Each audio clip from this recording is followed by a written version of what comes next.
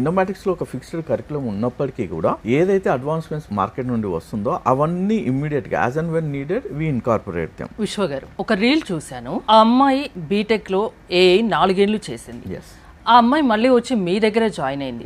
వాళ్ళు 4 years నేర్పించండి, మీరేం నేర్పిస్తారు 3-6 months లో? Definitely it's a good question అండి. సో ఈ కాలేజెస్ ఏమవుతుందంటే they work under UGC umbrella. So వాళ్ళకి కరికులం కానీ ఏదైనా కూడా మోస్ట్లీ ముందే డిసైడ్ అయిపోతుంది.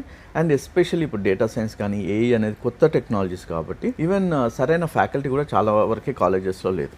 అది ఫస్ట్ థింగ్. సెకండ్ థింగ్ ఏంటంటే ఏఐ అనేది చాలా ఫాస్ట్గా ఇవాల్వ్ అవుతూ ఉంది. సో ఇప్పుడు మనకి కాలేజెస్లో లెక్చర్స్ కానీ ఎవరైనా ఏంటంటే they have been doing the same job from last 10 to 15 years కదా. సో అంత ఫాస్ట్గా వాళ్ళు అడాప్ట్ అవ్వలేరు. ఒకవేళ వాళ్ళు అడాప్ట్ అయినా కూడా probably it may not be part of their syllabus. So మన దగ్గర ఎలా ఉంటుందంటే because we work with 500 to 1000 clients. So మనకి వాళ్ళు ప్లేస్మెంట్ కోసం వచ్చినప్పుడు డెఫినెట్గా వాళ్ళ రిక్వైర్మెంట్స్ వాళ్ళు ఇస్తారు. సో ఎవరైనా 2-3 clients ఒక న్యూ టెక్నాలజీ అడుగుతున్నారు, న్యూ అప్గ్రేడ్ అడుగుతున్నారు అన్నప్పుడు then we immediately take that అనమాట. ఇన్నోమాటిక్స్లో ఒక ఫిక్స్డ్ కరికులం ఉన్నప్పటికీ కూడా ఏదైతే అడ్వాన్స్మెంట్స్ మార్కెట్ నుండి వస్తుందో అవన్నీ ఇమ్మీడియట్ గా as and when needed we incorporate them. So దానివల్ల ఏమవుతుందంటే we are becoming more relevant to the industry.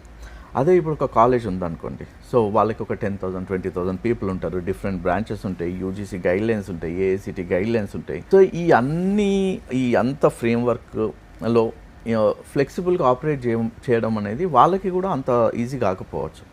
But మనకి ఏంటంటే we have that flexibility. So మనం ఏది టెక్నాలజీ మార్కెట్లో కొత్తగా వచ్చినా ఏ షార్ట్ కట్ లో చెప్తారా? షార్ట్ కట్స్ అనేది ఉండదు. మన దగ్గర నేర్పించేది ఎలా ఉంటుందంటే compulsory from day 1 you have to come with your laptop. నీకు క్లాస్లో ఏది చెప్తున్నారో అది కంపల్సరీ నువ్వు ప్రాక్టీస్ చేయాలి అండ్ దాని మీద రిలవెంట్ ప్రాజెక్ట్ చేయాలి, యూస్ కేసెస్ మీద వర్క్ చేయాలి, అవన్నీ నువ్వు లింక్డ్ఇన్ అండ్ గిటప్ లో పోస్ట్ చేయాలి. So there is no shortcut. So compulsory ప్రతిదీ కూర్చొని నేర్చుకొని ప్రాక్టీస్ చేయాల్సిందే. అలా చేస్తేనే ఉద్యోగాలు వస్తాయి.